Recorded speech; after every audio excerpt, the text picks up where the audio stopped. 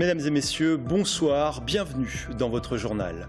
Exercice de secours inédit au stade de la Vallée du Cher à Tours. Depuis 17h30, des centaines de figurants, services de secours et policiers sont présents. Le scénario, attentat en plein match, nous serons en direct sur place. Découverte de la maison de la réussite dans le quartier du Sanitas à Tours. Elle accueille depuis peu un public défavorisé. Parmi ses missions, l'aide à la recherche d'emploi, la création d'entreprises ou encore le soutien scolaire. Et puis, c'est un moment attendu par tous les amoureux de la nature, le brame du cerf. Depuis la mi-septembre, des observations sont organisées par des guides. Reportage en Sologne. Mais on commence ce journal par cet incendie criminel dans un centre commercial de la ZUP de la Quinière à Blois. Les faits se sont déroulés cette nuit vers 2h30.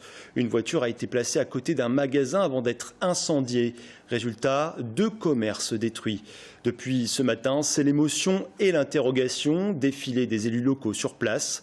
Le maire de Blois, Marc Gricourt, dénonce un acte de délinquance odieux. Il réclame à l'État des gestes forts en matière de sécurité.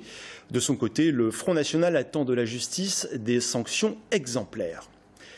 Direction maintenant le stade de la Vallée du Cher à Tours où nous attend notre journaliste Sabrina Melloul. Depuis 17h30, un important exercice de sécurité civile a lieu. Le scénario, préparé par la préfecture, attentat terroriste au cours d'un match de football. Sabrina, bonsoir. Est-ce que vous pouvez nous donner des précisions? Bonsoir Florent, je ne sais pas si vous venez de l'entendre. Non, dites-moi. Bonsoir Florent, je ne sais pas si vous venez de l'entendre, on entend justement le bruit d'une explosion à l'instant. Alors le scénario de cet attentat terroriste, ça se passe durant un match de football. 3 terroristes pénètrent le stade de la Vallée du Cher. L'un fait usage d'explosifs dans la tribune d'honneur.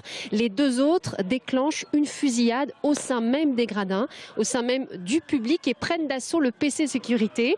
À ce moment-là, l'un des terroristes se dirige, lui, vers les vestiaires et prend en otage un groupe de 10 spectateurs. L'alerte est donnée, les forces de l'ordre et les services de secours arrivent sur place. Vous les voyez d'ailleurs derrière moi qui sont arrivés très rapidement sur place pour prendre en charge les premiers blessés. La police également est là. Le GIGN, lui, ne va pas tarder à arriver. Ce qui est saisissant, c'est la réalité de ce scénario catastrophe. C'est la réalité des conditions de cet exercice. On a vraiment un sentiment presque palpable d'angoisse, de stress. On entend les cris, on entend également les bruits des explosions. On voit la police qui fait son travail et qui tente, je ne sais pas si vous les voyez au loin, qui tente justement de pénétrer l'enceinte du stade de la Vallée du Cher pour pouvoir arrêter les terroristes, pour pouvoir tenter de les désarmer. C'est une scène d'horreur. Plus de 400 personnes sont mobilisées pour cet exercice, 200 figurants, des figurants qui ont été maquillés par des professionnels, car c'est une scène d'horreur que l'on est en train de vivre. Ils sont blessés, les visages sont en sang, ils ont des plaies, ils sont disposés d'ailleurs un peu partout dans le stade de la Vallée du Cher. Il y a des blessés que je vous ai montrés tout à l'heure. Ce sont d'ailleurs des élèves volontaires des écoles d'infirmiers, du CHRU et de la Croix-Rouge. Ils portent pour certains une fiche qui indique aux services de secours leur pathologie afin d'être pris en charge rapidement. Cet exercice fait suite à une demande du ministre de l'Intérieur il y a un an maintenant. Bernard Cazeneuve a demandé à chaque préfet du département d'organiser un exercice comme celui-ci, la simulation d'un attentat terroriste. Je me tourne d'ailleurs vers le préfet, Louis Lefranc, venez avec moi. Bonsoir monsieur le préfet, merci d'être avec moi. Alors on comprend très vite que cet exercice, c'est une manière de tester les conditions d'intervention des forces de l'ordre et des services de secours. Oui, c'est tout à fait ça, puisque là, l'exercice qui est monté, c'est un attentat organisé par un groupe de terroristes. Alors le thème, c'est un groupe de terroristes qui pénètre à l'intérieur d'un stade pendant un match, qui s'en prend à une partie du public, certains en tribune d'honneur, d'autres parmi ceux-ci prennent en otage quelques personnes de ce public et les orientent vers les vestiaires de ce stade. Donc l'idée de cet exercice, c'est essentiellement pour moi, puisque là je suis observateur, je ne suis pas joueur. Je rappelle simplement qu'il y a 400 personnes qui sont concernées par cet exercice, donc c'est quand même considérable. C'est de s'assurer d'abord de la prise en charge rapide des victimes, voilà, par les services de secours, de faire en sorte que les services de sécurité, ceux qui interviennent en tous les cas, les unités spécialisées de la police ou de la gendarmerie qui interviennent, qu'ils le fassent tout en permettant aux services de secours d'assurer cette prise en charge rapide. Alors là, vous voyez, dans le cas présent, ce n'est pas le cas. Donc pour moi, oui, absolument. Oui. La police qui fait son travail, qui tente d'arriver, le GIGN aussi, qui ne devrait pas tarder. Voilà, effectivement, il y a des unités spécialisées de la gendarmerie nationale qui sont là, GIGN. Repose uniquement sur vous, c'est-à-dire que c'est la responsabilité qui vous incombe. On a vraiment le sentiment que le préfet est là pour tout prendre sur ses épaules, c'est lui qui gère. En premier échelon, oui, forcément, puisque le préfet... Il dirige les opérations de secours, voilà, donc c'est lui vers lequel l'autorité vers laquelle doivent remonter un certain nombre d'informations. Les principes d'engagement, ce sont des principes d'engagement qui sont inhérents à chaque unité de sécurité ou de secours. Donc il leur appartient de décider des bonnes mesures à prendre, mais ils doivent le faire en liaison étroite avec le préfet qui donne son feu vert ou qui dit non, vous ne le faites pas comme ça. Moi, vous travaillez d'ailleurs avec le centre opérationnel départemental. Alors, voilà, moi je suis observateur. Je suis à proximité du stade où se produit l'événement. Si il y avait un tel drame, évidemment, moi je viendrais immédiatement sur place. Mais je serais sur le secteur où le poste de commandement des opérations aura été déployé, d'accord ?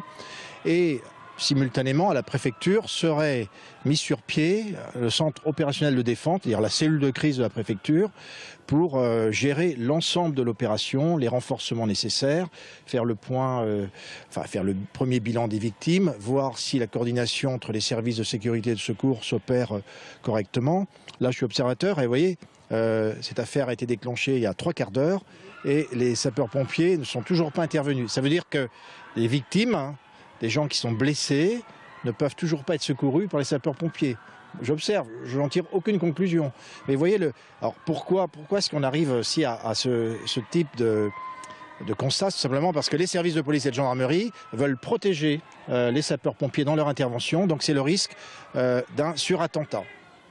Merci beaucoup, monsieur le préfet, merci beaucoup. Voilà, comme vous l'avez vu, c'est un exercice qui permet de tester, de voir justement dans quelle mesure les forces de l'ordre et les services de sécurité peuvent intervenir et sauver le maximum de personnes. Cet exercice devrait durer encore quelques heures. Merci Sabrina, en direct du stade de la Vallée du Cher. En bref, les permanences parlementaires du député PS Jean-Marie Beffara à nouveau dégradées. Des tags sur lesquels on peut lire « Vive les migrants, no nation, PS pourri ».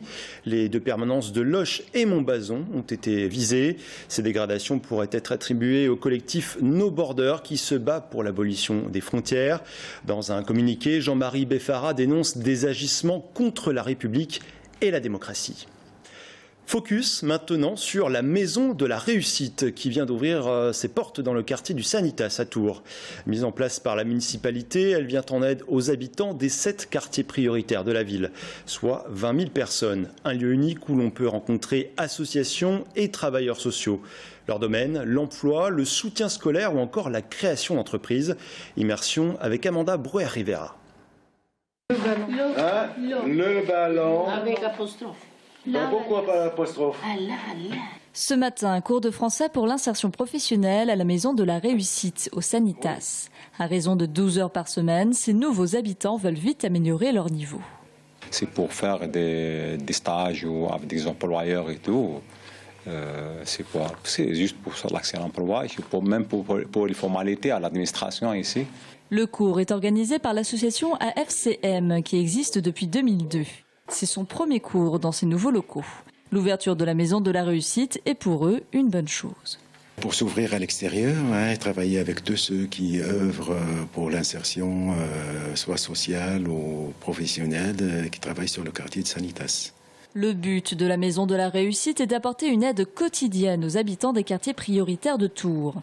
Aujourd'hui, 8 associations sont partenaires du projet et proposent entre autres des cours de soutien et d'aide à la recherche de stages pour les collégiens et les lycéens, des ateliers pour aider les jeunes à construire un projet professionnel ou bien un encadrement à la création d'entreprises.